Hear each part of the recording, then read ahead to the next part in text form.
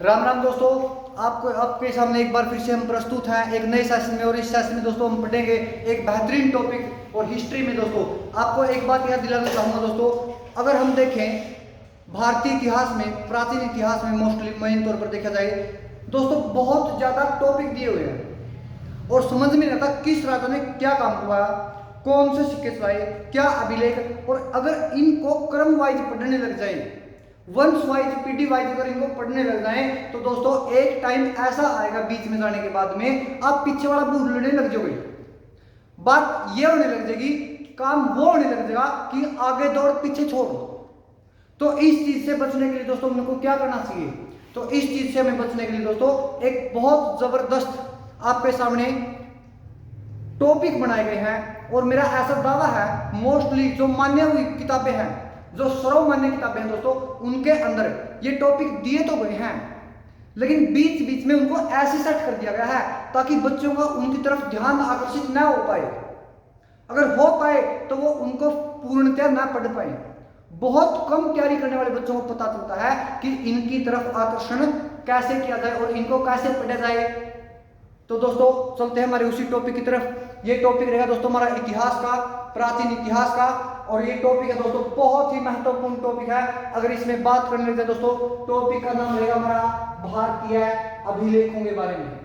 तो दोस्तों हम पढ़ेंगे भारतीय अभिलेख कि किस अभिलेख से क्या जानकारी प्राप्त होती है। दूसरा, ये किस शासक का अभिलेख है, इसका स्थान कौन सा है। तो इन 3 से 4 बातों के बारे में दोस्तों हम जिक्र करेंगे आपके सामने इस वीडियो में। अगर देखा जाए, पहला ही क्वेश्चन पूछा जाता है कि अभिलेख, भारत में अभिलेखों का जनक किसे कहा गया है? सम्राट अशोक को कहा गया है, जिन्होंने भारी मात्रा में अभिलेख, शिलालेख व स्तंभ लेखों का निर्माण करवाया।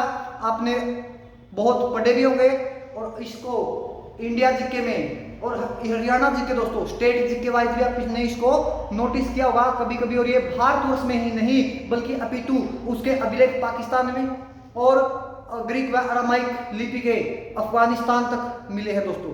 इनकी खोज वगैरह कब पढ़े गए, कब खोज हुई दोस्तों, किस किसने की, अगर देखा जाए दोस्तों उनके बारे में अब हम डिस्कस करेंगे पूर्णतः। तो हम पढ़ते हैं सबसे पहले सम्राट अशोक के अभिलेखों के बारे में दोस्तों। जो सम्राट अशोक के अभिलेख है दोस्तों, सम्राट अशोक जिसने भारत में अशोक उसकी अभिलेखों की शुरुआत करवाई लिखने की, तो सम्राट अशोक के अभिलेखों को का अगर जिक्र दोस्त किया जाए दोस्तों, सम्राट अशोक के अभिलेख व शिलालेख दोस्तों इनकी संख्या थी 14। कितनी संख्या थी दोस्तों इनकी? कुल 14 थे इसके दोस्तों। ये संख्या में कितने थे? संख्या में ये 14, जिसको हम 14 बोल देते हैं। आगे चलते हैं। स्तंभ लेख लिखवाए अशोक ने दोस्तों। स्तंभ लेखों की संख्या थी उसकी 7। स्तंभ लेखों की संख्या कितनी दोस्तों? 7। इनमें से कई बार पूछा जाता है कौन सा अभिलेख अशोक का बड़ा अभिलेख है, कौन सा अभिलेख छोटा अभिलेख है दोस्तों। अगर बात करें दोस्तों अभिलेखों में दोस्तों सबसे बड़ा जो अभिलेख है अशोक का, सबसे बड़ा अभिलेख है उसका नाम है, वो संख्या में है 13वां अभिलेख दोस्तों। कौन सा है? 13वां, जिसमें कलिंग युद्ध का जिक्र किया गया है दोस्तों। कलिंग युद्ध बहुत भयंकर लड़ाई लड़ी गई थी। कई क्वेश्चनों में पूछा जा चुका है कलिंग किसका पुराना नाम है? सम्राट अशोक ने कलिंग का युद्ध कब लड़ा था? 261 ईसा पूर्व में लड़ा था और राजा बनने के 8वें वर्ष में, राजा बनने के 8वें वर्ष में लड़ाई लड़ी थी। 269 में अशोक सम्राट बिंदुसार के बेटे अपने बड़े भाई सुसीम की हत्या करके अपनी राजगद्दी पर विराजित हो गए थे। और इसके बाद देखा जाए कलिंग का युद्ध लड़ा। कलिंग पुराना नाम दोस्तों किसका था? उड़ीसा राज्य का, जिसको ओडिशा बोल देते हैं, जिसकी राजधानी भुवनेश्वर है दोस्तों। तो कलिंग युद्ध 261 ईसा पूर्व में सम्राट अशोक ने कलिंग पर अटैक किया था। इसके बारे में रीजन बहुत हैं, मेनली 2 से 3 रीजन तो दिए जाते हैं दोस्तों। क्या? एक तो बोलते हैं हाथियों के लिए लड़ाई लड़ी। हाथी उस समय युद्धों में काफी वो थे, फेमस थे। ऐसा माना जाता था जिसके पास भारी मात्रा में हाथी उतनी ही ज्यादा दोस्तों क्या होगा, जीतने के चांस ज्यादा बढ़ेंगे। दूसरा, अशोक चाहता था कि उसके राज्य की सीमा समुद्र तक फैल जाए, यानी उड़ीसा तटीय क्षेत्र, बंगाल की खाड़ी तक, उत्तरी सरकार तक फैल जाए। तो आगे चलते दोस्तों सबसे बड़ा अभिलेख था इसका 13वां, जिसमें कलिंग युद्ध का वर्णन मिलता है। कलिंग युद्ध का वर्णन किस अभिलेख के अंदर मिलता है दोस्तों? 13वें अभिलेख में, जो सबसे बड़ा है। उसके बाद पूछा जा सकता है दोस्तों, अशोक का सबसे लंबा अभिलेख कौन सा है? अशोक का सबसे लंबा अभिलेख है दोस्तों 7वां, जिसके अंदर दी गई है कि अशोक की धार्मिक यात्राओं का वर्णन है। अशोक की धार्मिक यात्राओं का वर्णन है, और इनमें यात्राओं में मुख्य रूप से अशोक ने लुम्बिनी की यात्रा की थी, जहां पर अशोक ने दोस्तों क्या किया था दोस्तों? क्या क्या था? टैक्स घटाए थे। क्या घटाए थे? टैक्स। दोस्तों अशोक की टैक्स के बारे में बहुत जबरदस्त नीति थी। अशोक का खुद का एक कथन था, अशोक की खुद की अपनी एक सोच थी इसके बारे में। अशोक का ऐसा मानना था कि अगर जनता पर टैक्स न थोपे जाए, जनता पर टैक्स न थोपे जाए, अगर थोपे जाएं, अगर लगाना जरूरी हो गया है, अगर लगाना ही है, तो जनता पर टैक्स जब निर्धारित करने का समय आए, जब निर्धारित करने का वक्त हो, तब उसमें छूट दो, जितनी चाहो छूट दो, लेकिन टैक्स लेते समय छूट मत दो। अगर 100 रुपए पर 2% टैक्स लगाए, बिल्कुल कम कर दो, 2% टैक्स कर दो, लेकिन उसमें छूट नहीं होनी चाहिए दोस्तों। तो ऐसा अशोक का मानना था कि जिस समय टैक्स लगाए जाए उस समय कितनी भी छूट कर दो, लेकिन जिस समय टैक्स वसूला जाए, वसूलते समय छूट नहीं होनी चाहिए दोस्तों, नहीं होनी चाहिए। तो 7वें अभिलेख में जो सबसे लंबा था, उसमें अशोक की धार्मिक यात्राओं का दोस्तों वर्णन है। तो सबसे मेन मुख्य तौर पर ये 2 अभिलेख सबसे ज्यादा पूछे जाते हैं। आपके पास दोस्तों ग्रुप डी में समय नहीं है, आपके पास दोस्तों दिल्ली पुलिस के एग्जाम में समय नहीं है, और आपके समय की कीमत को देखते हुए हम यहाँ पर मुख्य तौर पर सिर्फ उन्हीं बातों का जिक्र करेंगे जो एग्जाम में पूछी जाती रही हैं, या जिनको पूछे जाने के चांस बन रहे हैं, जो मोस्ट इंपोर्टेंट बातें हैं दोस्तों। आगे चलते हैं। अशोक के अभिलेखों की लिपियां, अशोक के अभिलेखों की दोस्तों लिपियां, जो अशोक के अभिलेखों की लिपियां हैं दोस्तों, वो है ग्रीक व अरामाइक, उसके बाद है दोस्तों खरोष्ठी, उसके बाद है दोस्तों ब्राह्मी। ग्रीक, अरामाइक, खरोष्ठी व ब्राह्मी दोस्तों, ग्रीक, अरामाइक, खरोष्ठी व ब्राह्मी जो लिपियां है अशोक के अभिलेखों की, इन लिपियों में अशोक के सबसे ज्यादा क्या मिले दोस्तों? अभिलेख मिले हैं। अब पूछा जाता है कि कौन सी लिपि के अभिलेख कहां से प्राप्त हुए भाई? कौन सी लिपि के अभिलेख कहां से प्राप्त हुए? दोस्तों ये याद करना बहुत ही टिपिकल है, बहुत ही टिपिकल है दोस्तों। अगर मुख्य तौर पर अकेले अभिलेख को याद करने लग जाओ तो बहुत टाइम लग जाएगा, तो हमें मुख्यतः याद करने पड़ते हैं ग्रीक व अरामाइक। ऐसे अरामाइक दोस्तों याद करो, ऐसे अफगानिस्तान, ऐसे अफगानिस्तान, और वैसे ब्राह्मी, वैसे लिखो दोस्तों भारत, और भारत और अफगानिस्तान के बीच में, भारत और अफगानिस्तान के बीच में दोस्तों आपको बताना कौन सा देश पड़ता है? पाकिस्तान। तो पाकिस्तान में मिले दोस्तों खरोष्ठी लिपि के अभिलेख, और अरामाइक के अफगानिस्तान, ब्राह्मी के भारत में, खरोष्ठी के पाकिस्तान के अंदर मिले दोस्तों। किसके अंदर? पाकिस्तान के अंदर। ये थी अशोक की महत्वपूर्ण लिपियां। और सबसे ज्यादा भारत में किस लिपि के अभिलेख प्राप्त हुए? क्वेश्चन बहुत बार पीटा जा चुका है, एग्जाम में बहुत बार आ चुका है। तो दोस्तों ब्राह्मी लिपि के अभिलेख प्राप्त हुए हैं। अब पूछो दोस्तों अशोक का नाम, अशोक का नाम के बारे में पूछना था दोस्तों। अशोक का नाम, अशोक किस अभिलेख में प्राप्त हुआ? कनगनहल्ली अभिलेख में दोस्तों, कनगनहल्ली अभिलेख में अशोक का नाम अशोक मिलता है। और ये कनगनहल्ली जो अभिलेख है दोस्तों, ये कनगनहल्ली अभिलेख कर्नाटक से प्राप्त हुआ है। कहां से प्राप्त है दोस्तों? कर्नाटक के कनगनहल्ली से प्राप्त अभिलेख में अशोक का नाम राजा अशोक माना गया है। क्या मिला है? राजा अशोक। क्या मिला दोस्तों? राजा अशोक मिला दोस्तों, राजा अशोक मिला है। उसके बाद दोस्तों भागरू का अभिलेख, भागरू के अभिलेख में अशोक ने स्वयं को मगध का सम्राट घोषित किया है। क्या मान्य है? मगध का सम्राट। अशोक का नाम अशोक को मगध का सम्राट कहकर संबोधित किस अभिलेख में किया गया है? भाब्रू के अभिलेख में अशोक ने स्वयं को मगध का सम्राट कहकर अपने आप को संबोधित किया है। अगर बात की जाए राजा कहकर खुद को, राजा अशोक कहकर खुद को किस अभिलेख में अपने आप को वो मान्य है? राजा अशोक मान्य अपने आप को दोस्तों, वो मान्य कर्नाटक से प्राप्त कनगनहल्ली अभिलेख के अंदर। अगर बात कर लिया दोस्तों, अशोक को पुराणों में क्या कहा गया है? अशोक को पुराणों के अंदर अशोक वर्धन कहा गया दोस्तों। क्या कहा गया दोस्तों? अशोक वर्धन कहा गया है। क्या कहा गया दोस्तों? अशोक वर्धन कहा गया है। अगर बात की जाए दोस्तों, अशोक वर्धन, अशोक सम्राट अशोक, चंड अशोक, पता नहीं दोस्तों कितने कितने नामों से अशोक को जाना जाता है। तो दोस्तों ये थे अशोक के हमारे मुख्यतः नाम। अगर बात करने लग जाए दोस्तों, अब देखते हैं आगे चलते हैं दोस्तों। अशोक के अभिलेखों की खोज, अशोक के अभिलेखों की खोज दोस्तों सन 1750 के अंदर टी पेंटलर के द्वारा की गई। किसके द्वारा की गई दोस्तों? टी पेंटलर के द्वारा सन 1750 में की गई। और अगर पढ़े अशोक के अभिलेखों को पढ़ा गया, प्रश्न अशोक के अभिलेखों को किसने पढ़े? अशोक के अभिलेख किसने पढ़े? सन 1837 में जेम्स प्रिंसेप ने पढ़े थे दोस्तों। जेम्स प्रिंसेप ने इसको पढ़ने का कार्य इनका किया था। खोजे किसके द्वारा खोजे गए? 1750 में टी पेंटलर के द्वारा, 1837 में जेम्स प्रिंसेप के द्वारा इनको पढ़ा गया। अगर बात करने लगते हैं दोस्तों, एक ऐसा अभिलेख अशोक का दोस्तों, एक ऐसा अभिलेख है दोस्तों जिसकी खोज कार्याल ने की थी। आपको उसका कमेंट सेक्शन में बताना दोस्तों कि कार्याल ने सन 1872 में अशोक के किस अभिलेख की खोज की थी। आपके लिए पिन कमेंट सेक्शन में ये क्वेश्चन है दोस्तों। अशोक के किस अभिलेख की खोज सन 1872 में कार्याल के द्वारा की गई थी। बाकी जो मोस्टली इसके अभिलेख थे उनकी खोज 1750 में टी पेंटलर द्वारा हो चुकी थी। अब चलते हैं दोस्तों हमारे नेक्स्ट क्वेश्चन की तरफ। नेक्स्ट क्वेश्चन में अगर दोस्तों देखने लग जाए भाइयों, पसीना बहुत गर्मी में आने लग गया भाइयों, माथे पर आपको दिख भी रहा होगा, फेस पर साफ साफ।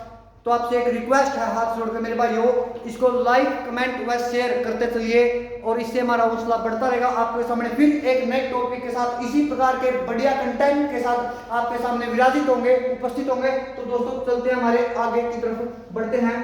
आगे अगर देखा जाए दोस्तों अशोक के बारे में, तो दोस्तों बात यहां पे आकर तक जाती है। जो अशोक का सबसे छोटा स्तंभ लेख है, अशोक का सबसे छोटा स्तंभ लेख है, उस सबसे छोटे स्तंभ लेख का नाम क्या है? स्तंभ लेख की बात हुई दोस्तों, सबसे छोटा पूछा गया है, उसका नाम है रुम्मीदेही का। कौन सा दोस्तों? रुम्मीदेही का स्तंभ लेख दोस्तों सबसे छोटा है। अशोक का सबसे छोटा स्तंभ लेख दोस्तों अशोक का रुम्मीदेही का है। कौन सा दोस्तों? रुम्मीदेही का स्तंभ लेख सबसे छोटा है। लोरिया नंदनगढ़ पर, लोरिया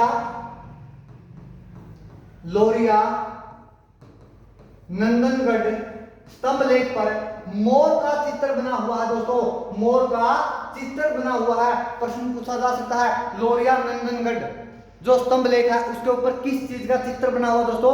उस पर बना हुआ दोस्तों चित्र मोर का। उसके बाद जो अशोक का इलाहाबाद वाला, कौन सा दोस्तों? इलाहाबाद वाला अभिलेख था, इलाहाबाद वाला था। इलाहाबाद वाले को दोस्तों कौन लेके आया? इलाहाबाद वाले को दोस्तों कौन लेके आया? इलाहाबाद वाले को दोस्तों लेके आया अकबर। कहां लेके आया दोस्तों? दिल्ली लेके आया। इलाहाबाद के अभिलेख को, स्तंभ लेख को दोस्तों कौन? अकबर। कहां पर लेके आया? इलाहाबाद वाले स्तंभ लेख को दिल्ली लेकर के आया दोस्तों मेरे भाइयों, दिल्ली लेकर के आया। कौन लेके आया? अकबर लेके आया दिल्ली से, इलाहाबाद टू दिल्ली, अकबर अशोक के अभिलेख को। दूसरा अशोक का एक टोपरा का अभिलेख था, टोपरा का अभिलेख था। दूसरा मेरठ का एक अभिलेख था, दूसरा कौन सा दोस्तों मेरे भाइयों? मेरठ वाला। और मेरठ वाले अभिलेख को, इन दोनों अभिलेखों को, मेरठ व टोपरा दोनों अभिलेखों को राजा फिरोज शाह तुगलक दिल्ली लाया। कहां पर लाया? दिल्ली लाया। ये टोपरा वाला अभिलेख जो है ये अंबाला में मिला था दोस्तों, अंबाला हरियाणा में। कहां से प्राप्त था? अंबाड़ा हरियाणा से प्राप्त टोपरा का अभिलेख राजा फिरोज शाह तुगलक के द्वारा, किसके द्वारा? राजा फिरोज शाह तुगलक के द्वारा कहां पर मंगवाया गया? ये मंगवाया गया मेरे भाइयों दिल्ली में लाया गया। कहां लाया गया? दिल्ली में। मेरठ का आपको पता दोस्तों प्रश्न पूछा जा सकता है। मेरठ वाला जो अभिलेख है वो मेरठ वाला अभिलेख कहां से प्राप्त हुआ है? तो आपको याद होगा मेरठ, आगरा, कानपुर, ये कहां पर है दोस्तों? ये सभी के सभी शहर कहां के हैं? लखनऊ वगैरह, ये सभी के सभी, इलाहाबाद, वाराणसी, ये यूपी के शहर है मेरे भाइयों। तो यूपी से प्राप्त हुआ मेरठ वाला अभिलेख टोपरा वाला अंबाड़ा से। इनको दिल्ली लाया जा चुका है, किसके द्वारा? फिरोज शाह तुगलक के द्वारा। तो मेरे भाइयों आगे चलते हैं। भीतरी स्तंभ लेख दोस्तों, भीतरी स्तंभ लेख में अगर बात की जाए, ये किस शासक का अभिलेख है दोस्तों? ये स्कंदगुप्त का है। किसका है मेरे भाइयों? स्कंदगुप्त का है। अब आगे बढ़ चुके हैं दोस्तों अशोक से। स्कंदगुप्त का अभिलेख है दोस्तों ये भीतरी स्तंभ लेख। उसके बाद इसमें क्या जानकारी दी गई है मेरे भाइयों? इसमें जानकारी दी गई है कि भीतरी स्कंद इसमें अभिलेख में हुनों के आक्रमणों की, हुनों के अटैक की, हुनों का भारत पर आक्रमण की जानकारी। दोस्तों हुन एक बहुत ही खूंखार जनजाति थी जो चाइना की तरफ से आती थी, मध्य एशिया से होकर कई बार, और इसने भारत में बहुत उत्पात मचाया। उस समय स्कंदगुप्त ने अपने बाल्यावस्था में, अपने यौवन में मात्र 17 से 18 वर्ष के आयु में 2 प्रतिज्ञाएं की थी कि मैं जब तक हुनों का समूल नाश नहीं कर दूंगा, मैं जब तक हुनों को भारत से नहीं खदेड़ दूंगा, मैं तब तक एक तो किसी भी राजसी व्यवस्था को ग्रहण नहीं करूंगा, यानी राजसी ठाट बाट को नहीं अपनाऊंगा, मैं धरती में सोऊंगा, मैं राजगद्दी पर नहीं बैठूंगा। तो ऐसे महान वीर सम्राट स्कंदगुप्त को दोस्तों इतिहास ने भुला दिया। और न जाने हम पढ़ते हैं गजनी गोरी के बारे में, गजनी ने मात्र 17 अटैक किए थे। इन हुनों ने दोस्तों उस समय भारत पर 29 आक्रमण किए थे। कितने आक्रमण किए थे दोस्तों? 29 आक्रमण किए थे। और उनसे भारत की रक्षा करने वाला सम्राट स्कंदगुप्त को इतिहास ने आज भुला दिया, इतिहास से इसका नाम मिटा दिया गया। स्कंदगुप्त दोस्तों, स्कंदगुप्त गुप्त वंश का प्रतापी शासक हुआ दोस्तों ये। तो ध्यान रखिएगा, हुनों के आक्रमण की जानकारी देने वाला अभिलेख कौन सा दोस्तों? भीतरी स्तंभ लेख है और स्कंदगुप्त का ये है। उसके बाद बात करते हैं दोस्तों हमारे नेक्स्ट अभिलेख की। नेक्स्ट अभिलेख है दोस्तों हमारा जूनागढ़ वाला। जूनागढ़ का जो अभिलेख है दोस्तों ये राजा रुद्रदामन का है। किसका है? राजा रुद्रदामन का है। राजा रुद्रदामन ने जूनागढ़ के अभिलेख को संस्कृत भाषा में लिखवाया है और भारत का ये संस्कृत भाषा में एकमात्र अभिलेख है दोस्तों मेरे भाइयों, एकमात्र अभिलेख है। कौन सा? संस्कृत भाषा का एकमात्र अभिलेख जूनागढ़ वाला। दोस्तों रुद्रदामन शकों का सबसे प्रसिद्ध राजा हुआ है। शकों की कौन सी शाखा? शकों की भारत में 5 शाखाएं थी, 5 शाखाएं। जब शक मध्य एशिया से होके चरागाहों की खोज में शकों का पहला राजा माओ था, 5 शाखाएं में बढ़ चुकी थी। सबसे लंबे समय तक राज करने वाली जो शकों की शाखा थी वो थी गुजरात वाली।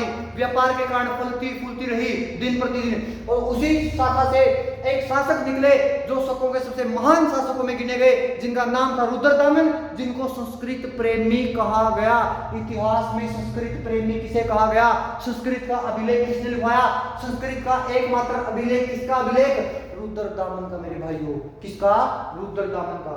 आगे बढ़ते हैं प्रयाग प्रशस्ति अभिलेख दोस्तों। प्रयाग अभिलेख राजा समुद्रगुप्त का। भारत का नेपोलियन कौन मेरे भाइयों? भारत का नेपोलियन कौन? भारत का नेपोलियन समुद्रगुप्त, जिसने 16 के 16 महाजन पदों को जीत लिया, जिसने अगर बात करें दक्षिणापथ और उत्तरापथ दोनों के टोटल मिलाकर के जो राज्य जीते दोस्तों उनकी संख्या 21 थी। 9 उत्तरापथ के, 12 दक्षिणापथ के। आगे चलते हैं मेरे भाइयों। स्कंद समुद्रगुप्त ने अपने दरबारी हरिसेन के द्वारा इसको लिखवाया गया और ये प्रयागराज से प्राप्त होता है, इलाहाबाद से। दोस्तों कहां से? इलाहाबाद से, जिसका वर्तमान में नाम बदल दिया गया है। क्या नाम है दोस्तों मेरे भाइयों? प्रयागराज कर दिया गया है। इलाहाबाद का प्रयागराज कर दिया गया।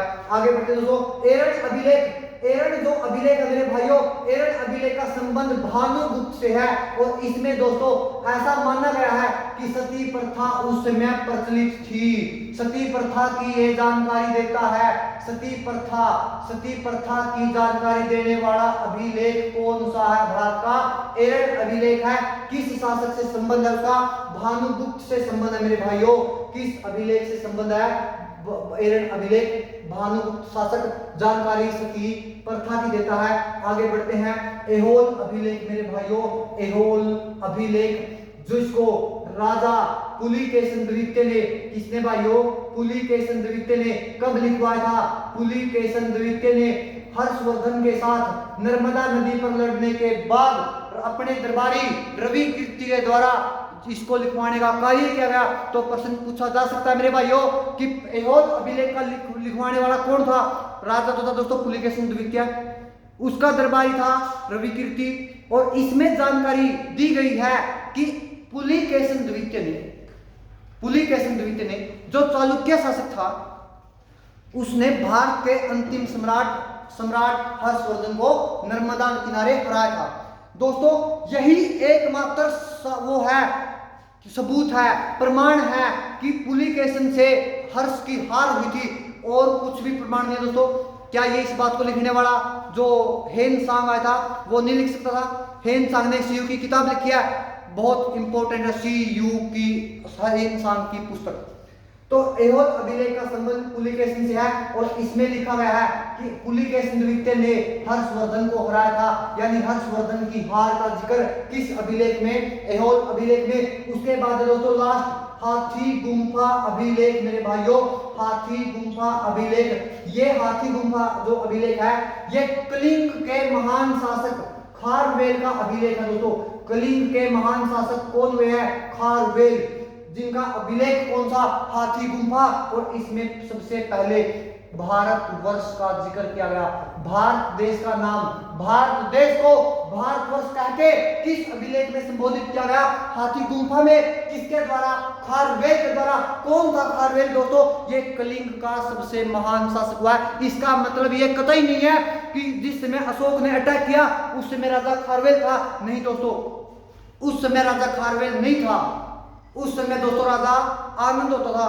तो अगर बात की जाए दोस्तों, दोबारा इनको रिपीट करते हैं, भीतरी स्तंभ लेख स्कंदगुप्त का हुनों की जानकारी देता है, 29 आक्रमणों की। जूनागढ़ का राजा रुद्रदामन का संस्कृत भाषा में लिखा हुआ एकमात्र अभिलेख है। उसके बाद दोस्तों प्रयाग प्रशस्ति अभिलेख राजा समुद्रगुप्त का है, जो कि इलाहाबाद, प्रयागराज का नाम लिखना दोस्तों यहाँ पे, इलाहाबाद से जो प्राप्त हुआ है। इलाहाबाद का नाम प्रयागराज पर याद रह सकता है। उसके बाद एरन अभिलेख राजा भानुगुप्त के साथ संबंध है, जिसमें सती प्रथा की जानकारी दी गई है। हाथी गुम्फा अभिलेख जो उड़ीसा से प्राप्त हुआ, वहां से राजा खारवेल का है, यानी कलिंग के राजा महानतम शासक खारवेल का, जिसमें भारतवर्ष का वर्णन है। भारत देश का नाम क्या लिखा है उसमें? भारत। आजकल भी बड़ा चर्चा चल रहा है मेरे भाइयों इंडिया और भारत पर। आप पिन कमेंट सेक्शन में बताना इंडिया नाम सही है या भारत नाम सही है। ये सारे चोर मुशेरे भाई जो हैं इंडिया नाम रख के बैठ गए। कहीं इनको कोई ये ना बोल दे कि इंडिया वाले चोर हैं, कल को ये ना बोल दे कि कहीं कोई इंडिया वाले चोर हैं। क्यों भाइयों? क्यों? ऐसा क्यों मेरे भाइयों? ऐसा बिल्कुल भी नहीं होना चाहिए। और आपसे हाथ जोड़कर नम्र निवेदन है, आपके भारतवर्ष को याद रखिए। भारत जिंदा है, आप हो। ये हिंदुस्तान अरबों ने नाम दिया। इंडिया इंडस से, सिंधु से आया, सिंधु को यूनानियों ने इंडस कहा, उससे नाम आया दोस्तों। और उससे जब नाम आया मेरे भाइयों, उससे नाम पड़ा इंडिया। और लैटिन भाषा में इसका मतलब खोजना। इंडिया वर्ड लैटिन भाषा का वर्ड है, संस्कृत का, हिंदी का, फारसी का, उर्दू का नहीं है दोस्तों। भारतीय किसी भी भाषा का नाम, किसी भी भाषा में इंडिया का कोई जिक्र नहीं है। ये तो लैटिन से आया है, लैटिन भाषा से, लैटिन भाषा से। और सभी की सभी विपक्षी पार्टियां आज अपना इंडिया नाम रख के बैठ गया। इंडिया नहीं, I.N.D.I.A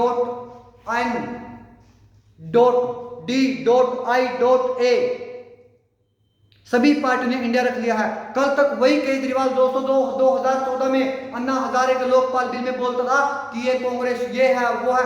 भाई अब वो अच्छी लगने लगी। सोचने की बात है, वो अच्छी लगने लगी भाई। अब उसके पास में जाके बैठ गया, मुंडा का लगा है। पंजाब में क्या सरकार बन गई, दिल्ली में क्या सरकार बन गई, उन्हें पैड़ा बचाल पड़ा। तो दोस्तों मैं ये नहीं बोल रहा कि वो सरकार अच्छी है, वो सरकार अच्छी है, मैं सिर्फ ये बोलने लग रहा हूं कि दोस्तों जो इंडिया नाम इन्होंने रखा था वो इसलिए रखा था कहीं कोई लोग इनको चोर ना बोल दे, कहीं इनके किसी नेता को चोर ना बोल दे। चोर हर पार्टी में है, ऐसा नहीं है बीजेपी दूध की धुली हुई है, नहीं भाई, बिल्कुल भी नहीं। पता नहीं कितने फंस रहे हैं भाई, लेकिन इंडिया नाम रखना लोगों की भावनाओं के साथ खेलना था, ये लोगों की भावनाओं के साथ खिलवाड़ था। इंडिया नाम रखना बिल्कुल भी किसी भी प्रकार से ठीक नहीं था मेरे भाइयों, बिल्कुल भी ठीक नहीं था। बाकी आप पिन कमेंट सेक्शन में अपनी राय देना ना भूलें कि दोस्तों देश का नाम भारत होना चाहिए, इंडिया होना चाहिए। जय राम, जय श्री राम दोस्तों, और जय भारत, जय मां भारती, राम राम भाइयों।